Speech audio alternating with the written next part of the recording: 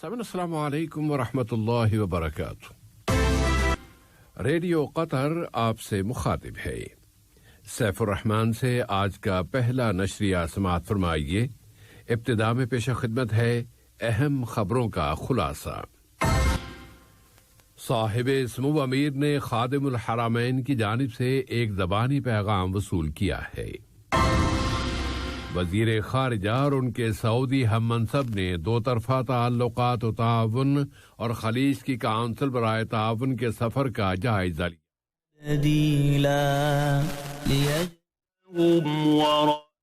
Cultural capital برائے 2021 کی تقریبات کا باضابطہ افتتاح کر دیا ہے۔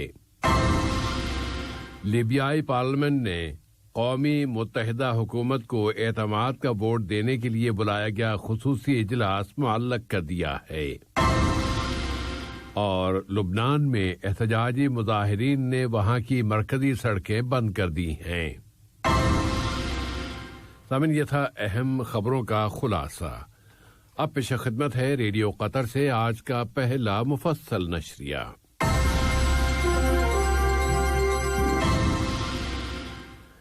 بسم اللہ الرحمن الرحیم۔ صاحب سمو امیر شیخ تمیم بن حمد آل ثانی نے برادر ملک سعودی عرب کے بادشاہ خادم الحرمین شاہ سلمان ابن عبدالعزیز آل سعود کی جانب سے ایک زبانی پیغام وصول کیا۔ یہ پیغام دونوں برادر ملکوں کے باہمی تعلقات، انہیں فروغ دینے کے وسائل اور تازہ ترین علاقائی و بین الاقوامی حالات سے متعلق ہے۔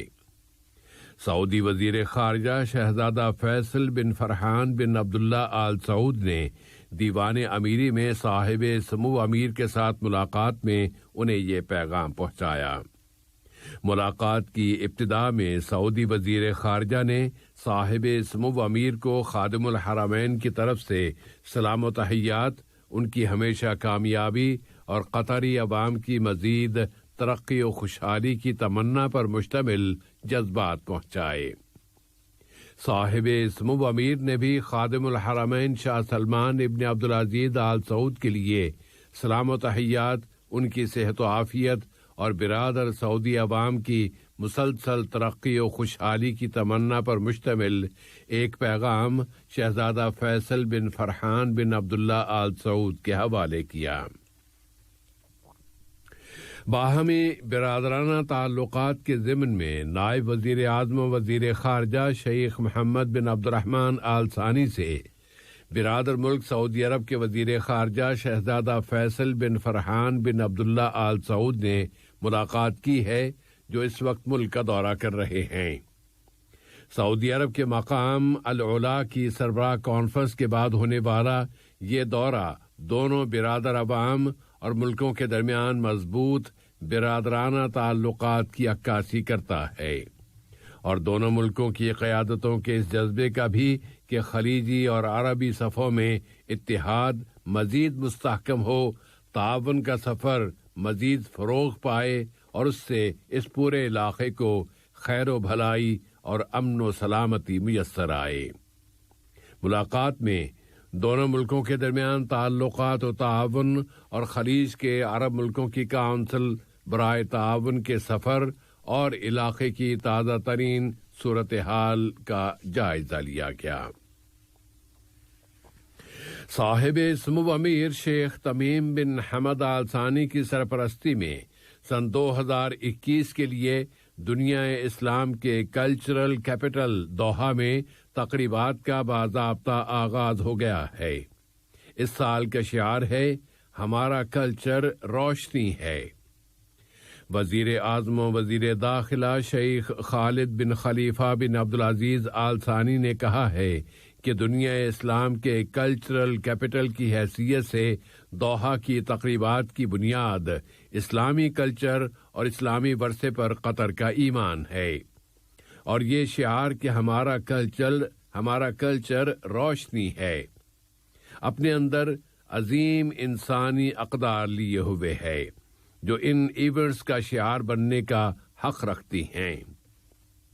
وزیر ثقافت و کھیل جناب صلاح بن غانم العلی نے ان ایونٹس کے آغاز کا اعلان کرتے ہوئے کہا ہے کہ دوحہ اس سال کے دوران کلچرل سپیس بنا رہے گا۔ یونیسکو میں قطر کے مستقل نمائندے ڈاکٹر ناصر الحنزاب نے کہا ہے کہ دوحہ اس پورے سال کے دوران دنیا اسلام کے کلچر پر روشنی مرکوز رکھے گا۔ اسلامی دنیا کی تنظیم برائے تربیت و سائنس و ثقافت اسیسکو کے ڈائریکٹر جنرل ڈاکٹر سالم بن محمد المالک نے اپنی تقریر میں صاحب سمو امیر کو مبارکباد دی ہے کہ اس تنظیم کے تمام ممبر ملکوں کی نمائندگی کے لیے دوحہ کو چنا گیا ہے، اور یہ انتخاب دوحہ کے مقام و مرتبے اور اس کی تاریخ کا ایک اعتراف ہے۔ دوحہ اس پورے سال کے دوران اسلامی تہذیب کے ساتھ تعلق کو مزید گہرا کرنے اور مشترکہ ثقافتی عمل کے ساتھ سولیڈریٹی اور یکجہتی کو مجسم شکل دینے کے لیے کام کرے گا تاکہ دنیا اسلام کے ثقافتی ورثے یعنی کلچرل ہیریٹیج کی حفاظت کی جا سکے۔ وزیر اعظم و وزیر داخلہ شیخ خالد بن خلیفہ بن عبدالعزیز آل ثانی سے ملک میں ریاستہائے متحدہ امریکہ کے سفارت خانے کی ناظم الامور محترمہ گریٹا ہولٹس نے ملاقات کی ہے۔ اس ملاقات میں دونوں دوست ملکوں کے درمیان تعلقات و تعاون اور مختلف شعبوں میں ان کے فروغ پر گفتگو کی گئی۔ اسی طرح وزیر اعظم و وزیر داخلہ نے جمہوریہ کوریا کے وزیر اعظم جناب جیونگ سی گیون کی جانب سے ایک دستی خط وصول کیا ہے۔ یہ خط دونوں ملکوں کے باہمی تعلقات انہیں فروغ دینے کے وسائل سے متعلق ہے۔ ملک میں جمہوریہ کوریا کے سفیر جناب کم چنگ مو نے وزیر اعظم کو یہ خط پہنچایا۔ مجلس شورا نے اس کے اسپیکر جناب احمد بن عبداللہ بن زید آل محمود کی صدارت میں اپنا ہفت روزہ اجلاس بلایا۔ شورا نے صاحب سمو امیر شیخ تمیم بن حمد آل ثانی کی جانب سے یہاں کی چھوٹی اور درمیانے درجے کی کمپنیوں کی مدد کے بعد جس کا آغاز کورونا وائرس کے پھیلنے کے فوری بعد کر دیا گیا تھا، اس امداد کی روشنی میں ان کمپنیوں کی موجودہ صورتحال کا جائزہ لیا ہے۔ اس امداد کا مقصد یہ تھا کہ اس عالمی وبا کی وجہ سے ان کمپنیوں کو درپیش مشکلات کا مقابلہ کرنے میں ان کی مدد کی جا سکے۔ شورا کے متعدد اراکین نے اظہار خیال کرتے ہوئے ملک کی کامیاب اقتصادی پالیسیوں کو سراہا ہے۔ انہوں نے ان کمپنیوں کو درپیش مشکلات اور ان کے ممکنہ حل بھی پیش کیے ہیں تاکہ وہ قومی معیشت میں اپنا اہم کردار ادا کر سکیں۔ شورا نے اب یہ موضوع اس کی مالیاتی اور اقتصادی امور کی کمیٹی کے حوالے کر دیا ہے۔ پائیدار ترقی کے حصول کے لیے قطر کی بین الاقوامی کوششوں میں قطر جرائم کی روک تھام اور کرمنل جسٹس سے متعلق اقوام متحدہ کی 14ویں کانفرنس میں شریک ہے۔ یہ کانفرنس جاپان کے شہر کیوٹو میں شروع ہو گئی ہے۔ قطر نے کہا ہے کہ اعلان دوحہ کو نافذ کرنے کا عالمی پروگرام جرائم کی روک تھام اور جرائم سے متعلق انصاف کی فراہمی کے شعبوں میں واضح اثرات لانے میں کامیاب ہو گیا ہے، اور اس کی وجہ سے سن 2030 تک کے لیے پائیدار ترقی کے اقوام متحدہ کے منصوبے کے مقاصد پورے کرنے میں مدد ملی ہے۔ وزیر داخلہ کے مشیر میجر جنرل ڈاکٹر عبداللہ یوسف المال نے کانفرنس کی سائیڈ لائن میں کہا ہے کہ اس پروگرام نے اقتصادی اور سماجی ترقی کی مدد کی پالیسیوں اور پروگراموں کو نافذ کیا ہے، اور اس نے اپنی مصداقیت رکھنے والے شفاف اداروں کو اپنایا ہے۔ ایک مضبوط عالمی سماج کو بنانے کے لیے قطر کا کردار جاری ہے۔ اس ضمن میں قطر نے بچوں کو ہر طرح کے تشدد سے بچانے اور سیسا پلائی دیوار کی طرح مضبوط معاشرے کی تشکیل کے لیے قبل از وقت اقدامات کرنے پر زور دیا ہے۔ قطر نے پرزور انداز میں کہا ہے کہ اس نے اس معاملے میں جامع تحفظ کا مفہوم اپنا لیا ہے اور وہ بچوں کو تشدد سے بچانے کے لیے قبل از وقت تدابیر اور طریقے اپنا رہا ہے۔ جنیوا میں قطر کے مستقل وفد کے سیکنڈ سیکریٹری جناب طلال النعمہ نے حقوق انسانی کی کونسل کے 46ویں سیشن میں بچوں کو تشدد سے بچانے کے لیے اقوام متحدہ کے سیکریٹری جنرل کی نمائندہ خصوصی کے ساتھ ڈائیلاگ میں تقریر کرتے ہوئے قطر کے ان نمایاں اقدامات کا ذکر کیا ہے۔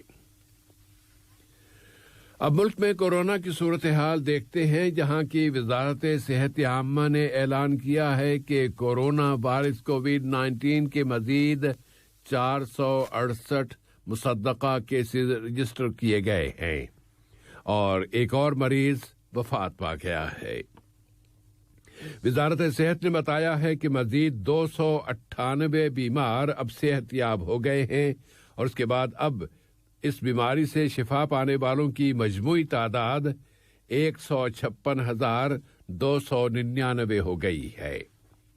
ملک میں اس وائرس سے بچاؤ کی ویکسینیشن کی قومی مہم پوری کامیابی کے ساتھ جاری ہے اور حمد جنرل اسپتال کے میڈیکل ڈائریکٹر ڈاکٹر یوسف المسلمانی نے یہ ویکسین تیار کرنے والی کمپنیوں کی ہدایات کی پابندی کرنے کی اہمیت پر زور دیا ہے۔ لیبیا کی پارلیمنٹ نے عبدالحمید الدبیبہ کی قیادت میں قائم کی گئی متحدہ قومی حکومت کو اعتماد کا ووٹ دینے کے لیے بلایا گیا خصوصی اجلاس اب معلق کر دیا ہے اور اس پارلیمنٹ کے فرسٹ ڈپٹی اسپیکر فوزی النویری نے کہا ہے کہ پارلیمنٹ کے جس اجلاس کو منگل کے روز تک کے لیے معلق کیا گیا ہے اس میں نامزد وزیر اعظم عبدالحمید الدبیبہ کو شرکت کی دعوت دی جائے گی۔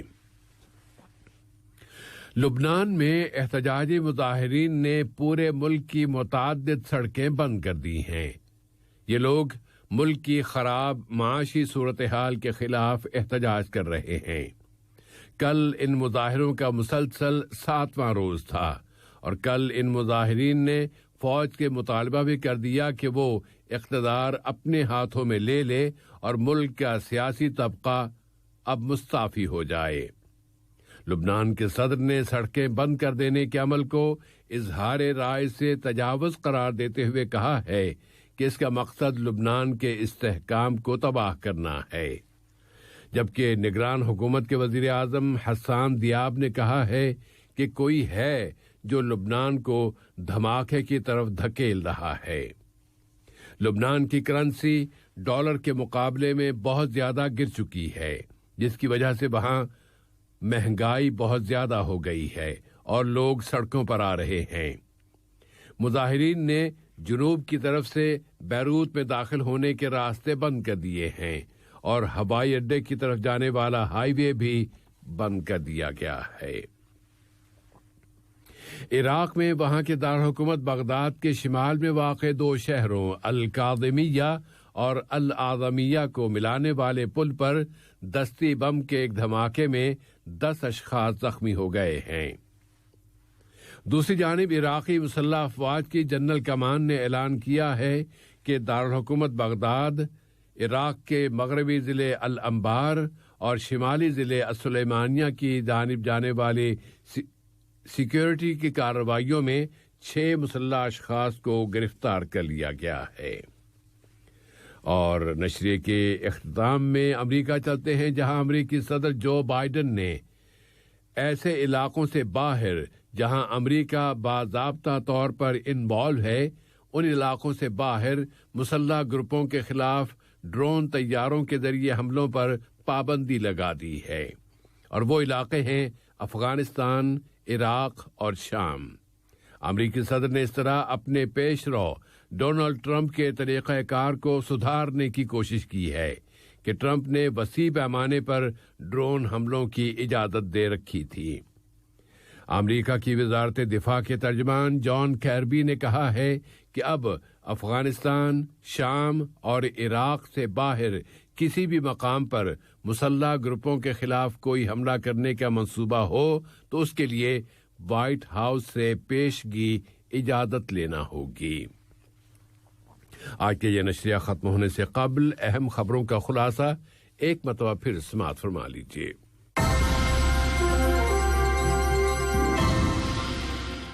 صاحب سمو امیر نے خادم الحرمین کی جانب سے ایک زبانی پیغام وصول کیا۔ وزیر خارجہ اور ان کے سعودی ہم منصب نے دو طرفہ تعلقات و تعاون اور خلیج کی کونسل برائے تعاون کے سفر کا جائزہ لیا ہے۔ وزیر ثقافت و کھیل نے دوحہ میں اس کے کلچرل کیپٹل برائے 2021 کی تقریبات کا باضابطہ افتتاح کر دیا ہے۔ لیبیائی پارلیمنٹ نے قومی متحدہ حکومت کو اعتماد کا ووٹ دینے کے لیے بلایا گیا خصوصی اجلاس آج منگل کے روز تک کے لیے معلق کر دیا ہے۔ اور لبنان میں احتجاجی مظاہرین نے وہاں کی مرکزی سڑکیں بند کر دی ہیں۔ ریڈیو قطر سے آج کا پہلا نشریہ اپنے اختتام کو پہنچا۔ اگلا نشریہ رات 7:30 بجے پیش کیا جائے گا۔ السلام علیکم دوستوں، میں ہوں شیخ نور۔ مجھے امید ہے کہ ویڈیو آپ کو انفارمیٹو لگی ہوگی۔ اسی طرح قطر اپڈیٹ آتے رہنے کے لیے میرے یوٹیوب چینل گپ ship with Sheikh Noor YouTube channel کو سبسکرائب کیجیے اور اس ویڈیو کو لائک، کمنٹ اور شیئر ضرور کیجیے۔ Thank you.